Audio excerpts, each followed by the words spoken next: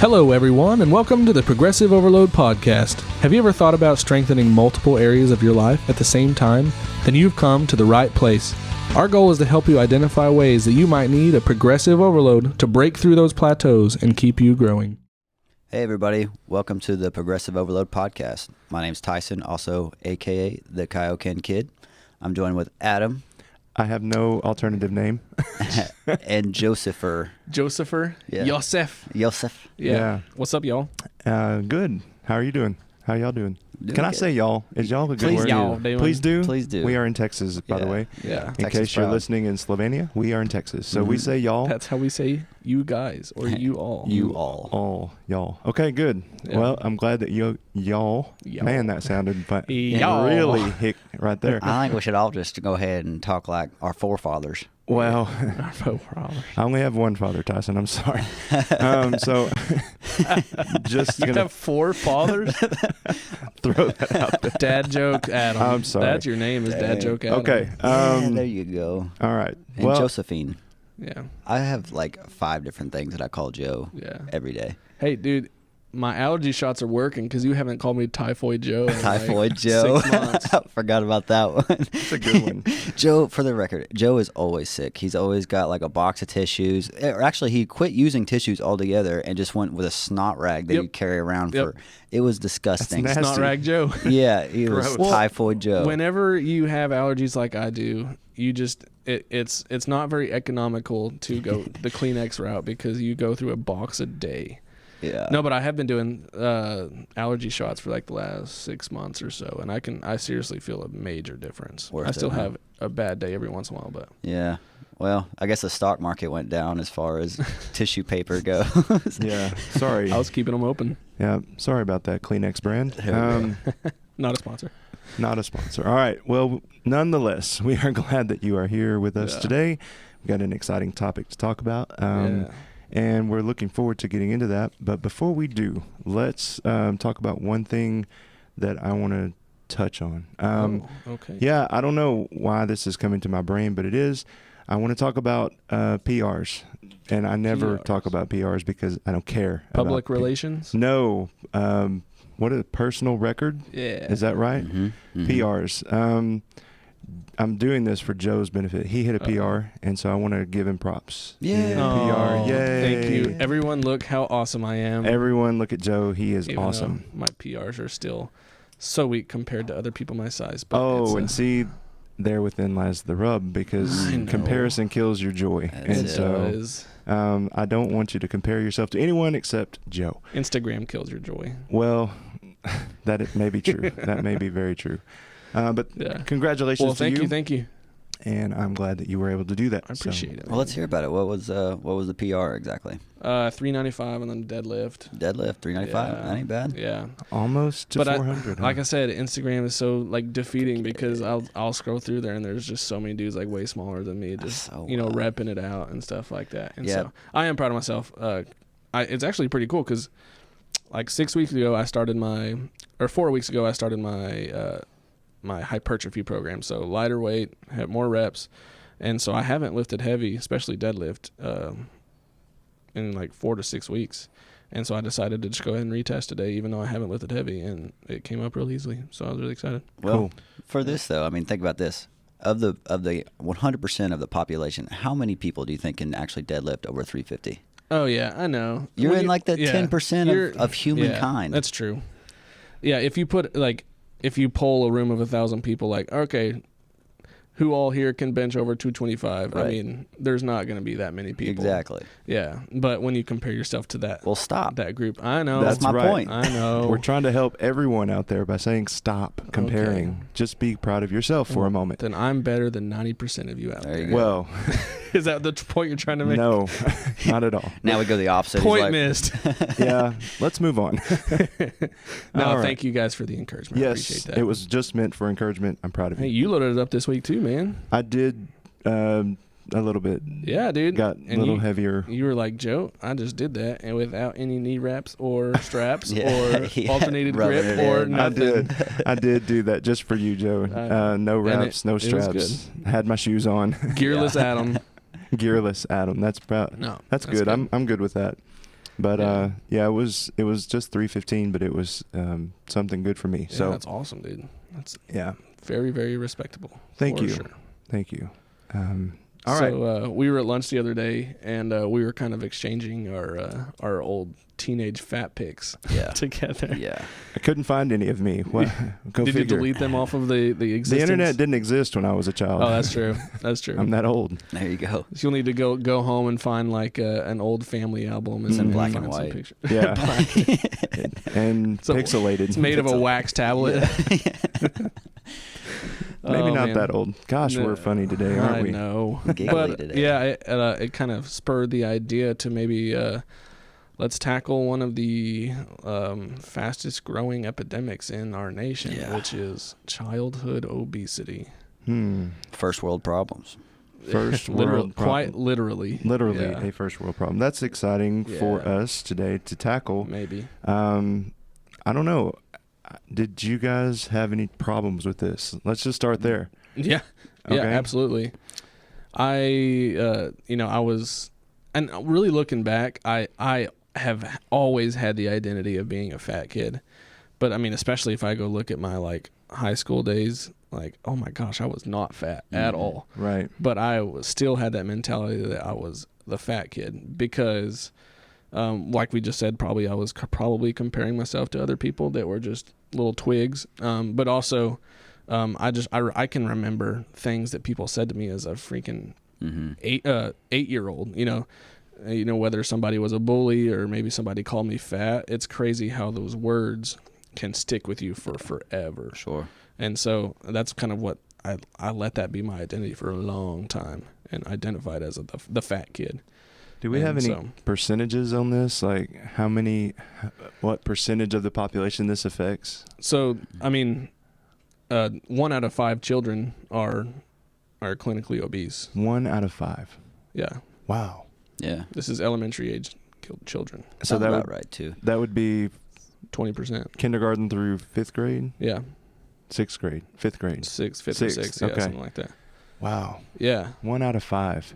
That's way too high. That is too high. So what do we do about it? Why does it happen? All of those questions need to be answered. So where do we start? Well, I mean, let's. I don't want to be too humbug, but let's just establish the problem. Okay. I mean, so, a lot of people don't know this, but until like the late 80s, type 2 diabetes was called adult onset diabetes.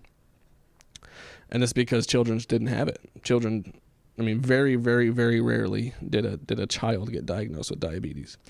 And then they had to change it to type 2 diabetes because children started to get it. And so, yeah, it's pretty wild. Have y'all ever heard that? I have heard it, but when you really bring it down like that, you go over the history of it, it does make it a little bit more real, right? Yeah, yeah, because this is a new problem. I mean, this is crazy. I don't even know if this is related or not, but I think I was listening to Mind Pump. I bring them up all the time, but they brought up some old pictures of the early circus in like early 1900s. I think I know where you're going. Late 1800s, and every circus has these exhibits like the bearded lady and the stretchy man or whatever, and the what do they call the fattest man in the world? The fattest man in the world. Yeah. Y'all know what he weighed most of the time in those pictures? Like 220 or something like that. No, he was like 300 pounds. Okay. That's yeah. it. Yeah. Just and the lineman. That guy would blend in our society now. Oh yeah. You see that guy at Walmart. Yeah. I mean, you see many of those guys at Walmart. Right. I've been that guy at Walmart. Oh, I have been. Okay, just confession time. I've been at a point one time where I was 299 pounds. Oh, wow. Really? I would have never guessed that. Never. Yeah. And How long ago was that? That was probably 10 years ago. Yeah, really? So I was an adult. Yeah. And so. How tall are you though? I'm 6'4". Yeah, you're a big guy. Yeah, but still. Yeah. There is a little bit more leniency though. Of course. You got a lot there. Yeah. I can carry it off well, but it doesn't mean I'm healthy. Yeah, sure. At that weight. And so it was kind of a eye-opening thing for me. And so I don't know, it all started to fall into place with my nutrition and kind of start to reel it all in at that point. Sure. And it's been an ongoing struggle, but I think kids, for the most part, once they have this in their history, if you go back and talk to them, even us as grown men at this point, if we had this problem, it sticks with you. Like you said, Joe, those words, they stick with you. Some of the emotional scars and the mental, what do you call it would be like a dig in the floor, like right. If you dig it into the carpet or the concrete, it's there. It's there, yeah. And it's going to be hard to go the other way on. So how do we begin to explain this out to kids and have conversations that matter with families? Right. I mean, where do we even start? Because it just eating better, that doesn't do anything for a 10-year-old kid. No, in my opinion. So from my personal experience, like we all talked about, we were all the fat kid at one point. Right. For me, it was an emotional time in like middle school, right? Like I had just moved from a larger place, lots of friends and all that, and then moved to the country out in the middle of nowhere. And so I was bored. What'd I do? I ate. Right. And then on top of that, my parents, they would, we were talking off subject, but on subject. Kelly and I were talking about our cat, how we would free feed a cat, meaning you just leave the food on the cat, and most cats can just eat and they won't get fat. Well, our cat's not that way. Our cat will eat and eat and eat until it's a house. It will. Yep. And that was me. So my parents, we had this little snack drawer, and the bottom drawer of the bread little cabinet, right? And Little Debbie snacks and Pop-Tarts and all these things. And it was just like, we were just get whatever you want whenever you want. And as a kid, you don't have that discipline to say no. Especially when you're bored and you're playing video games all the time. Like, it packed on fast. Absolutely. So I guess as far as taking charge, it really comes down to being a parent. And what I mean is being a leader for your kid, because they don't have the discipline or the self-control to be able to handle that. For sure. Right. So, if I could go back and tell my parents some advice, it would be like, don't just leave snacks laying around all over the time, everywhere. Not until they're old enough to have that discipline, I want to just try to petition to the Little Debbie Corporation at this point. Don't put little in your name. Call it Big Old Deborah or something. Big Deborah. And see how that changes people's perception. That's a running joke in my family. I know. My house as a kid, was fully stocked of every Little Debbie you can think of. My mom and dad went to Sam's, and we got the honey buns, we got the donuts, we got the muffins. Yum. And it's funny because my mom's name is Debbie, and so we always made that joke. Come on. I know. It starts with the parent, just like you said, and it's very similar. Like, it's funny because how many people feed their dogs better than they feed certainly their children? Yeah, they're on a schedule. Yeah, right. Yeah, and like, if I didn't take my dog for a walk that day, I'm not gonna feed it as much. And I approach that with my dog. If my dog just stays at home all day and stays in the backyard or stays inside, I only feed him one time a day. Portion control. Yes, we portion control the dog based on its activity that day. Now, we portion control the dogs, but at some point it's like, just get it fed. Right. That's my philosophy. It's like, it's a dog. It's going to make it. I don't care if we're feeding it Olroy or, whatever brand. I don't care. Yeah. Dollar General brand, right. I'm making animal lovers mad all over the world at this point. So I'm going to not talk anymore. Yeah. But do you think, what would you say to somebody that says, well, your kid is just lazy because they don't look like my kid? Yeah. I mean, we should never expect our children to have that kind of willpower, because willpower is taught. It's not innate in us. Our innate desire is to constantly be fed, because that's how we've evolved, is to be fed. Sure. And when it's available, we want to be overfed because, anyways, it all starts with a parent, and that they have to realize that they're in control of what their child eats. And if you're a parent and you're eating like crap, your parents are your kids are going to eat like crap too. Mm-hmm.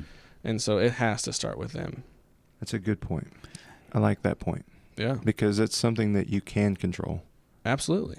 You get to control you're in control of the budget. You're in control of the grocery list. You're in control of the portions. You're in control of a whole bunch of stuff if Absolutely. you're actively parenting. Yeah. Sometimes I understand because there have been times whenever I say, y'all are on your own for dinner. My kids are old enough to fend for themselves in certain ways.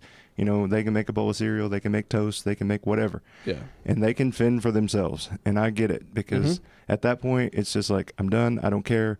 And so I understand if you're one of those parents that needs to do that occasionally, I get it. So do I. But it's hard. But as take an active role in figuring out what you're putting in those into the pantry and putting into their purview for them to reach to get to. I bet every kid knows where the snack drawer is. Oh yeah. You know, absolutely. it's you don't even have to teach them. No. It's almost like a animal that you feed a stray that comes along. If we're going back to that analogy. And it's prepackaged and easy to open. Yeah. And they keep putting it in the bowl. I'm going to keep coming and eating it. So exactly. It's a good thing. Yeah. It's like for me, if we're going to sit there and cook a healthy meal for my daughter, or maybe not even healthy. It's gonna have some good protein there for her. It's gonna have maybe some sort of potatoes, whether it's mashed or some sort of baked potato or roasted potato, and then we'll have a veggie, and then sometimes we'll even put some mac and cheese on her plate. But the thing is, if she says no, I don't want to eat that, we typically don't just go get her, okay, you can just have a peanut butter jelly sandwich. Yeah. We'll say, okay, if you want to eat something else, or if you're not hungry now but you want to eat later, this is what you're going to eat. You're not going to get to say, I don't want to eat that, go make me something else. Like, this is your option for dinner and this is what you're eating. You don't get to go have other snacks. So we'll put it in the fridge, we'll put some foil on it, and then if she gets hungry later, that's what she's eating. She doesn't get to go digging for whatever she wants. That's a good call. I think it's good that you're starting so early too. Absolutely. I think sometimes parents make the mistake of not having that control over their kid from a very, and then now it's a fight. For sure. Now they're 11, 12 years old and they're throwing a fit. Yeah. Yeah.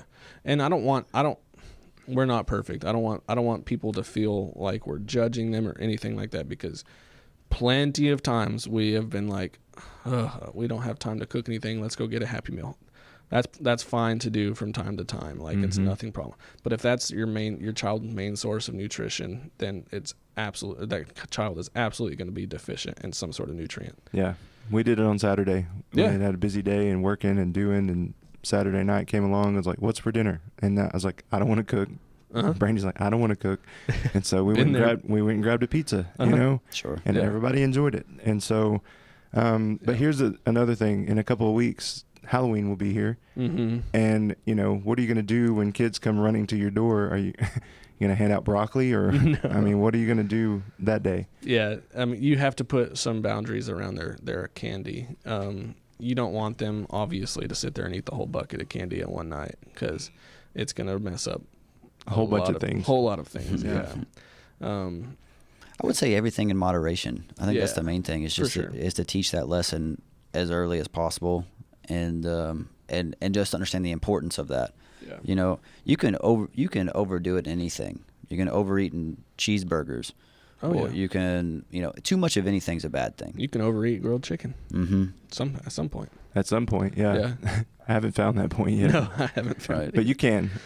So what if I were to say, my parents are pretty healthy, but my parents are obese. My grandparents were obese. Right. I have a family. I'm predisposed. Is that a word that is actually used in the right way at this point? Yeah. Okay, so talk about that. Like we've talked about genetic predisposition in obesity before, and while it does play a factor, it is not the causing factor of obesity. I read a bunch of studies in preparation for this that basically could contribute 10 to 15 pounds of fat or pounds. That's it? That came from genetic predisposition. Just 10 to 15 pounds. Yeah, so it's an easy excuse. And, I come from big people, so I'm big. But wait, you're 80 pounds overweight, not 10 to 15 pounds exactly. overweight. Yeah. Exactly. Okay. I'm just big boned. Well, Yeah. it's more than that. It's more than that. It's lifestyle and it's behavior related. Okay. Yeah, and so in those studies that I read, they kind of talked about some solutions and the proven programs that have helped. And it's educating children on. I'm going to read it because I forgot what it was called. Oh yeah, the acronym was EBRBs. Not Arby's. Eat at Arby's? Eat at Whoa. Arby's. That's the solution. This is going to be easy. Wow. Give me that cheddar sandwich. No, energy balance related behaviors. So teaching kids about these energy balance related behaviors. So what is the energy balance? It is calories you intake versus the calories you burn. And so teaching kids how that works is a crucial and foundational piece of knowledge to know about how our bodies work. And I think it's important that we relate to our kids how nutrition is energy, or how food is energy, not food is fat. Or this food is going to give you energy and make you feel good versus this food is going to make you fat. Okay, I'm going to throw a wrench in that because I have teenagers and a young, child that's in the 5th grade. Right. Not a teenager. But if I sit them down and go, let's talk about nutrition, they're going to be like, I'm asleep, exactly. and they're not going to care about their health at this point because they're, 13 and 10 and bulletproof and indestructible, and they haven't experienced much loss in their life, or, they have it well. They're affluent kids. Right. And so how do I go about doing that as a parent and going, I'm not going to let you eat this because it has this in it, and make that message come across without either scaring them to death, literally, like, let me put the fear in you because of what you're putting into your body, which people can go that route, and I've seen too many people try to do that. How do you do that? I mean, I don't know. It's almost like trying to teach a person that doesn't want to work out how to work out. Right. Yeah. Where do you start? I mean, so if you're working with kids, I mean, I'm not sure about your age, but you do have to make it fun. Try to find fun ways or, more intriguing ways to help them understand nutrition.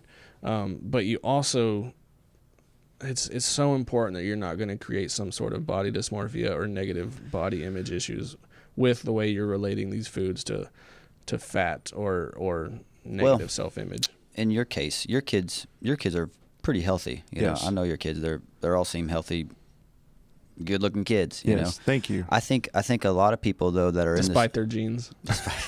Thank you. Dang. I think a lot of times when this conversation really needs to happen is when the bullying starts. Like you just said, 8 years old, you got called fat. Yeah. Right. And if you know your kid, you know when something's up, and we can talk about it. Yeah. And now it's time to have a conversation about food. Right. And I think that's a good way to approach it is like, okay, we need to build a better relationship with the food and what that really means. So like in your case, it'd be a little harder, but how I would address it if it's more for a healthy kid that's in the 5th grade, 13, 14, or, your kids' ages, is I would start to then figure out what their goals are. Okay. Right. I know your kids play sports. They love volleyball, right? Yeah. So what would make you perform better? Okay. Putting good fuel in your body. Your body's just a race car. Yeah. Now you can either put bad fuel in it or good fuel. Yeah. No, that's good. Making them think they're in that direction definitely helps. That's how, as far as me talking to my athletes, that's exactly what it's about. Is and it's not so different. I think you're right there, because I think it's one of those things where if it's something that they can relate it to, then they can grab it. Right. And it's not so hard with kids. They're sponges, and so maybe I would try to make it a little harder than it was, but I like the idea of calling my children race cars. I was never a race car. Oh. I got timed with a sundial. Yeah. I was a tow truck. I was something. But anyway, even that negative reinforcement still comes back because it's powerful. All my friends were faster. All my friends were stronger. All of that stuff, it plays in your head like a bad mixtape in your brain. Right. Yeah. And I still want to read John Acuff's book called Soundtracks. because he talks about recutting that groove in the record, you know, and playing something new. And maybe that's where we start with kids, you know, have a new message for them. In my scenario, my daughter's a toddler. She's 4 years old. And so obviously that's not going to work great for her. But what I try to do is just make sure that I never, call myself fat in front of her. I've talked about this before. I've had this talk with my wife. Please do not talk negatively about your body or anything like that in front of her, because I don't want her to ever make the connection that, oh, I have body fat, I'm worthless, people don't like me. I don't ever want her to think about that, because yes, we care about her health. We don't want her to be fat. I mean, it feels weird to say that, but it's true, because there's a lot of, you know, consequences about that and health wise. But controlling the way we talk about food around her is extremely important. Not saying, we've talked about this before, but not telling her if you eat that Oreo, it's going to make you fat. Obviously, I mean, it sounds rash, but there are parents that are saying that out there, especially ones that have negative self-images themselves. They're going to project that onto their child. Yeah. Like we've had people come into the wellness center with their children, with their overweight child, and they will literally just grab their fat in front of me and say, you need to help them lose this fat, and type of thing like that. And it's rough, and it's I mean, that's happening. Meanwhile, what do they look like? Oh yeah, exactly. You know what I mean? 100%. It's all leadership. Absolutely. And it's easy for me. I don't have kids. So, you know, they say the best parents are people that don't have kids, you know, because we think we know it all. And, you know, we're never good in that world. And I get that. But you understand this topic. But just from where you're at, you're being a leader. Yeah. You know, for sure. You take control of what your daughter's eating and everything else. I think that's important. And I think so many people, they don't accept that leadership role, and they let the kid pick where you want to go. Yeah. Well, we're going to eat chicken nuggets, and then we're going to get ice cream afterwards. Whatever. Just quit crying. Just quit crying. Yeah, dude, that's money right there, because so much of this comes from that parent's laziness. And once again, I feel it. It's stabbing me in the dagger, because there's so many times like, oh, I'm not cooking. I don't feel like cooking. We have some dino nuggets. I'll throw them in the air fryer. There's your dinner. And it's out of laziness, 100%. So the children are not inherently lazy. We are. Yeah, exactly. As parents. Yeah. Okay. Yeah. That sounds less exciting every time I hear it. It does. It does. But I see some initiatives that are put out even by the mainstream media, like this Play 60. Right. Okay. Yeah. I think about that whenever we talk about moving and getting to the other side of this and starting to reverse it. What is Play 60? Do you know what I'm talking about? I've heard of it. I don't mean something like go out and play 60 minutes a day. Yeah, it's basically what it is. It's move 60 minutes a day, you know. And I think that's one of the things that even as parents, so you're talking about leading, you know, take them for a walk. Yeah. Put the phones down. It'd be difficult to do, I know, because the first thing that my children want whenever they don't have me to themselves is technology. Sure. And that's my own beast that I have created. So I'm self-aware of that and understand that. But I also understand that if I want to go out and play basketball with them, if I want to go, you know, fish or swim or do whatever with them, take them on the boat and go play in the water, whatever, I can do that. And whenever I do that, they follow almost every time, without a doubt. Because whether they like it at the onset, that first 2-3 minutes of it, whenever they're like, man, why are we out here when it's so hot? Why are we out here and we're sweating when we could be inside? We could be, and these are not things necessarily that my children say, but I've heard from other people, and it's like, why? Because I want to spend time with you, and this is the way I do it, by moving. Yeah. And we can do that and be healthier and stronger together. Exactly. So, yeah, I think about like Presley. She's the one that asks us to go on a walk. She'll like, hey, can we take Honey on a walk? That's her dog. And we'll be like, absolutely. And so we take him on family walks after dinner very, very often. And it's one of the most amazing just family activities that we can do, where we're being active, we're spending time together, we're talking, we're getting to see neighbors. It's just being active and out in the neighborhood. But that's one thing that's changed as we're talking about the activity part of it is, I feel like me, or like us, our generation was one of the last generations that would just be, Saturday morning, we leave the house and we're out on the town. We're riding our bikes with friends in the neighborhood. We're riding 4-wheelers. We're going fishing, and we don't come back till later in the day. And our parents have no clue where we were. And I feel like, I mean, that was my childhood. I'm sure it was very similar to y'all's, but that doesn't happen anymore. And I think it's either laziness of the parents, but I think there's also just kind of this general fear of safety for parents. That's what I days. hear all the time is what about these kidnappers? What about, too many CSI shows? Well, that's for good reason. Sure, right. For definitely. I mean, know where your kids are for sure. Yeah. But how about we create safe places for them to go? Exactly. And I'm not saying you got to go build a park. No. But find somewhere that's safe for them to somewhere go. safe. There's plenty of places they can go and be active. Right. Yeah, I remember like we had this this mill across the street from us, and it had this massive ladder that went up like 100 feet. And I remember me and my friends would always sneak into that place so we could go climb up that ladder. And we did that all the time. Yeah, confession time. No, dude. And we'd ride bikes down the highway everywhere we went. And, obviously that's not just super duper safe, but that's part of it though. I know. Go scrape your knee. I know. I know. Good days. I did nothing but trespass as a kid. I went all over. More confession time. Yeah, I was all over Jack County. Okay. Right. Yeah, out in the woods, fishing, hunting, riding 4-wheelers. Crossing fences. Right. So, and most people, I was fortunate to grow out in the middle of nowhere. Yeah. And so long as you close the gate behind you, no one really cared. This is true. Just don't let the cows out. Yeah. Don't hurt their livestock. Pick up after yourself. Yep. But I know that there are kids that live out, in the city, and they're not able to do such things. But so what do you say to that kid that's stuck living in an apartment, 1-bedroom apartment? Yeah, that's hard. But there, like you said, there's going to be places where you can go. You can find it. Yeah. They can find places to get into mischief. They can find places to get fit. There you go. And I mean, those two things need to be different. Yeah. Don't make part of your fitness your mischief. That's very true. But you can still find them if you look.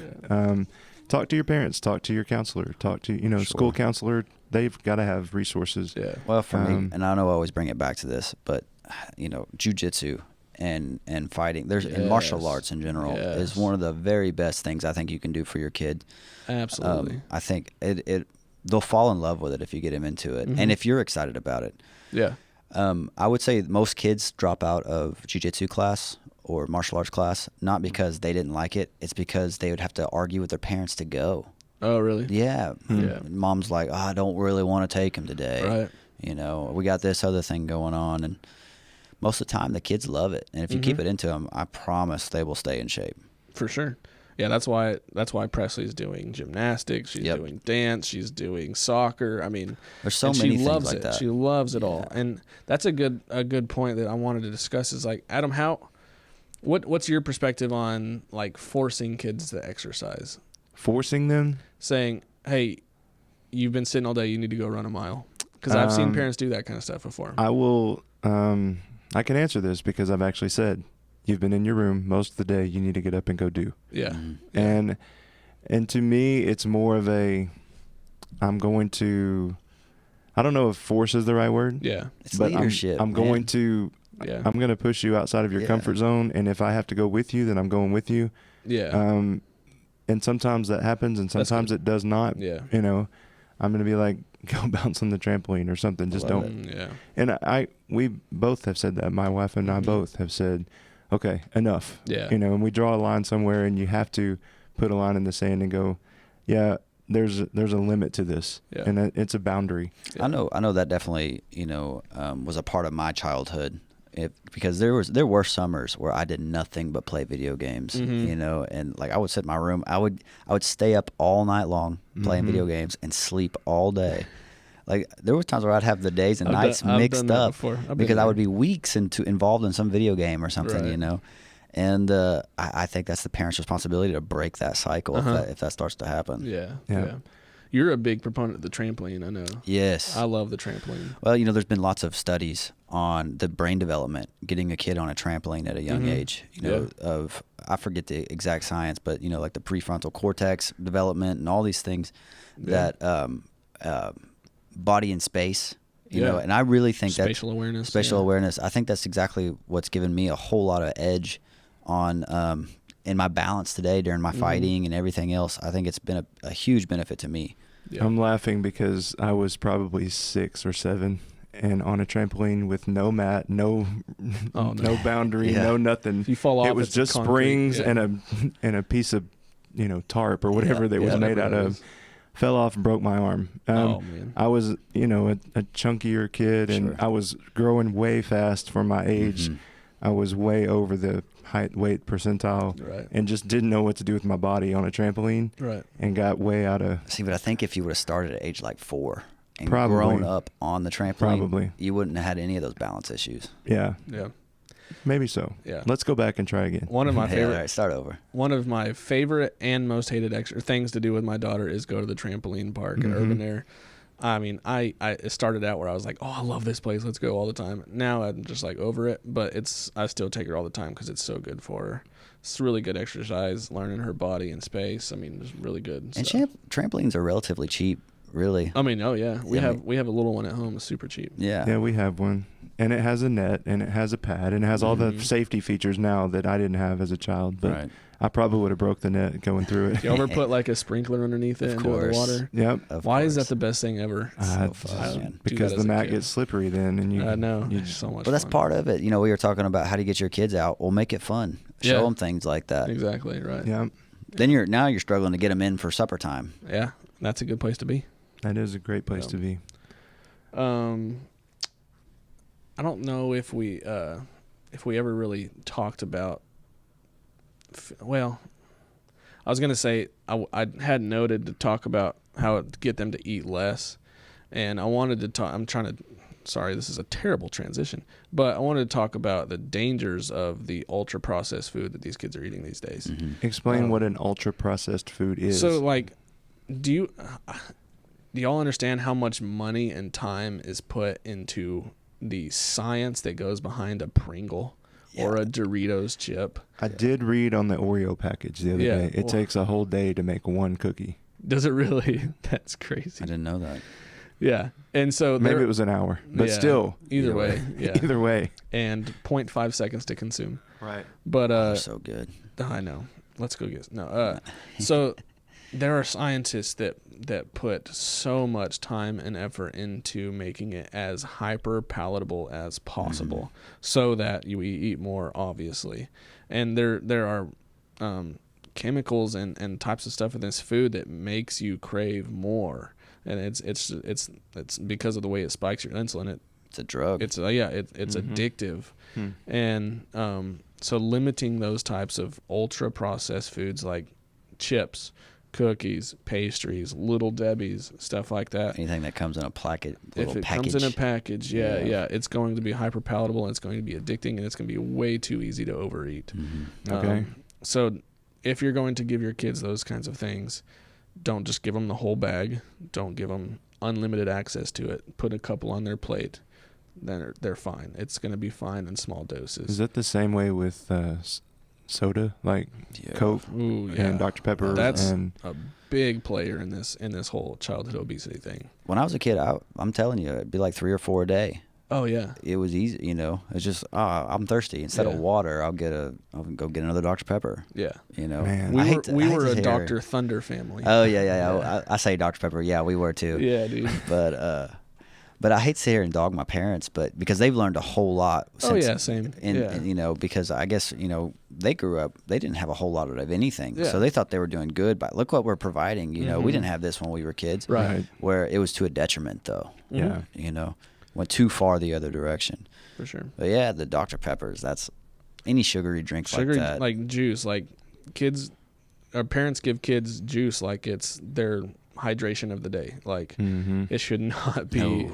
Like, please limit that. Like a cup of apple. I mean, a bottle of apple juice is like 75 grams of sugar. That's or ridiculous. More. Right. I mean, yeah, and not very many grams of that is coming from the actual apple itself. One time, my mother-in-law said something about, you're gonna let them drink that Gatorade, you know. Oh, yeah. And then she's like, Right. I've got some juice right here. And I said, let's look at the sugar content. Yeah. And she's like, Exactly. oh my goodness. Yeah. You Oh, my know, goodness. and Yeah. so it was one of those things where I was like, yeah, we just need to be a little more careful. Yeah.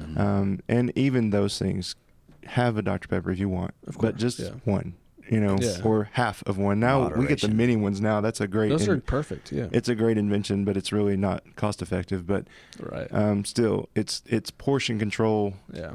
and you know, you just budget it in that way. Yeah. See, I lie to myself now. I'll drink those Dr. Pepper Zeros these days. I'm like, it's Oh, so zero good. calories. They're delicious, but Yeah. who knows what's in those things, I know. man. Now they're I putting vanilla in it, all I know, kinds of and a stuff. cherry, Yeah. man. See, I had one at lunch Cocaine. today. Yeah. that's how it started. Yeah, I know. Um, No, I'm kind of torn on diet drinks. Obviously, probably because I want them. I don't I want want to them feel to be, guilty. yeah, by I want them to be good, and Yeah. I do drink them, and I think they're a Yeah. good substitute as far as just making sure your calories are down if you're looking at Right. your macronutrients. Yeah, and that's But- basically where I come from. But that's a long ingredients list where I don't know what most of that stuff right, is. exactly. yeah, just because it has zero behind it doesn't mean it's great for you. Yeah. Whether it's Dr. Pepper or Yeah. Monster or Any of that. any of Exactly. that. Yeah. just because it says zero. Moderation. Moderation is a great way to put that. Okay. Well, I'm wanting to talk about one more thing as we finish up today, and it goes back to parenting, because you think about the message that parents give to their children. Right. You know, and if they're being bullied, please seek out some help. You know, ask somebody, talk to somebody, just open your mouth about Right. it. If your children are being bullied, don't just store it up and let them store it up. Have an active conversation about it, For sure. an ongoing conversation. The other thing is, I think about what message I send to my children about how they are made, okay, and whose image they are made in. And in Genesis, we learn that we're made in God's image. Yeah. What all that boils down to, and we've talked about this before, is that we are created for a relationship with Him. Right. In the same breath, though, we can say you are made in His image, and then you are also made in my image, you know, as a child. Mhm. And because of that, you are loved, you are beautiful, you are, Right. smart. And I don't want to go too far with this, because parents will be like, you can do anything that you want. You can't jump off a house and think you can fly. That's not how that Right. works. Yeah. But you can encourage your children to reach for their goals, to do, things that matter in life, to do whatever makes them thrilled in life, to, I don't want to say reach for the stars. That's kind of I know goofy, it. because you can't reach the stars either. Yeah. But in the same breath, send a message that your children respond to, not Yeah. just, you're doing it wrong, you're doing it wrong, you're doing it wrong. Try to figure out what message is coming out of your microphone, your mouth, Yes. as a parent, Absolutely. and reinforce the things that are great about your children. Because when they get a little bit of self-esteem, they'll get a little bit of confidence, then they will become more active, they will become more confident, they will be more likely to engage in something like a group sport or an activity with a Right. group of people like jiu-jitsu or something. Sure. They will be more inclined to engage in a healthy lifestyle. Have dinner with your kids. Try that out first. Yeah.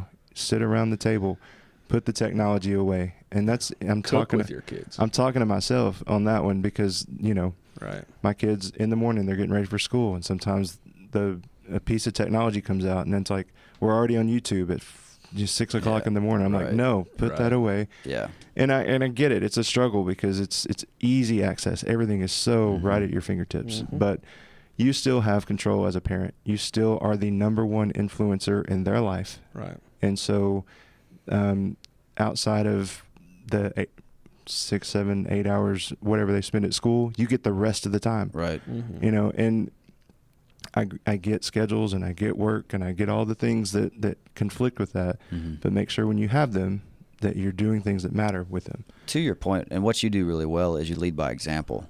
I mean, I see you in the gym every week. Yeah. You're disciplined with your diet, with what you're doing. You set goals for yourself, and you meet those goals, or you fail and continue striving. Mhm. You get Right. back up and do it again. You lead really well by example, and I think you can't pour from an empty cup. So a lot of times people need to work on themselves. and before they can even give that message. Yeah. And what advice I would give to those people is sit down with your kid and say, we're going to work on it together. That's good. Do it as a unit, as a family unit. Yeah. We're a team here. Yep. Yeah. And if it's something that maybe you're not good at basketball, maybe you're not good at, anything athletic, grab a hammer and a nail and go say, we're going to build something. Sure. If you're great at that, then do that. Right. Yeah. Just grab your kids and say, hey, let's learn together. Mm-hmm. And we'll learn about food. We'll learn about fitness. We'll learn about faith. We'll learn about all these things in that moment, because that's what a conducive environment does for teaching. Yeah. So yeah, you mentioned if you're not into sports, like find something that you're both interested in or that they're interested in, and nurture that. Like Pokemon Go was an amazing thing for the kids. Like it got them out. Yeah. Or geocaching, whatever you call it, is really, really popular now. There's ways to even use some of the technology we have to get them up and moving. tell your kids you're going to do a dance and put it on TikTok. They will be into some that. TikTok dancing. They will be ready for you to move. That's very true. Good luck. Good luck with that dance, though. Yeah. Yeah. Something I heard the other day, where you're talking about self-image and helping them understand that who they are in Christ. And I heard this at a small group the other day that we joined, and he was talking about, and I even told you this analogy I used. A guy gave him a $100 bill, and he said, "Okay, how much is this worth?" He was like, $100. Then he crumbled it up. How much is this worth? It's $100 still. He stomped on it. How much is this worth? It's still $100. And he did all these things to it. And what he came back with was like, your Creator says that you are worth this much. No matter what you go through, no matter who you are, who you become, no matter the choices you make, you are still worth this much because your Creator, God, said this is what you are worth. And so finding your self-worth in that, not your self-worth in how much you weigh and what your body looks like and how much money you have. There's so many different avenues you can go with that. But I really like that analogy, and I thought it was pretty good. I like that. I like it a lot. So it starts early, and it starts with parents. So if you're listening and you're a parent, this one's for you. If you are a future parent to be, then remember this at some point and come back to it and go, hey, I remember when those three knuckleheads sat in that room and they talked about this. And so thank you for joining us today on the Progressive Overload podcast. It's been a thrill for us, right? It's thrilling. Love it. Riveting. Keep giving us those reviews on Spotify and iTunes. And then also we're obviously trying to improve the look of our YouTube. So go there, subscribe to our channel there. Drop a comment, whatever you can do to support us. We'd love to see that grow. And we are, guys, we're growing a lot. I'm excited. I'm kind of going to boast a little bit on the podcast, but our streams have doubled, over the last month or so. And so I'm really excited to hear that and see that people are sharing our podcast. And thank you for doing that. Keep on doing that. It's probably due to the good-looking host you just brought on, right? I mean, you're the common denominator there. Yep. It's like those Mexican news anchors. You know what I'm talking anchors? about? No. They're like these really hot chicks that's doing the news. Oh, really? And they just they put them on rotation. And their ratings. Their ratings are sky high. It's She's wearing going like a to short rain. Yeah, it's awful. Totally unqualified. Wow. I'm gonna How do we end with that? I don't know, but we got to find Tyson a Hispanic anchor name now. That's what we need. Julio. Something. So thanks for joining us, and we look forward to hearing your comments and listening for what's ahead. And thank you again for all your support, and we will see you soon. Appreciate y'all. Adios. Thanks for listening to the Progressive Overload podcast. We're honored to be a small part of your day. If you have any questions, comments, concerns, or are interested in sponsoring our efforts, please feel free to reach out via email. Find us at progressiveoverloadpod@gmail.com. Don't forget to subscribe and follow our podcast so you'll be notified when our next episode drops. And as always, you can help us reach the masses by sharing our podcast with your friends and family. And then check us out on Facebook and Instagram to follow our own personal journeys and get an inside look on our day-to-day lives.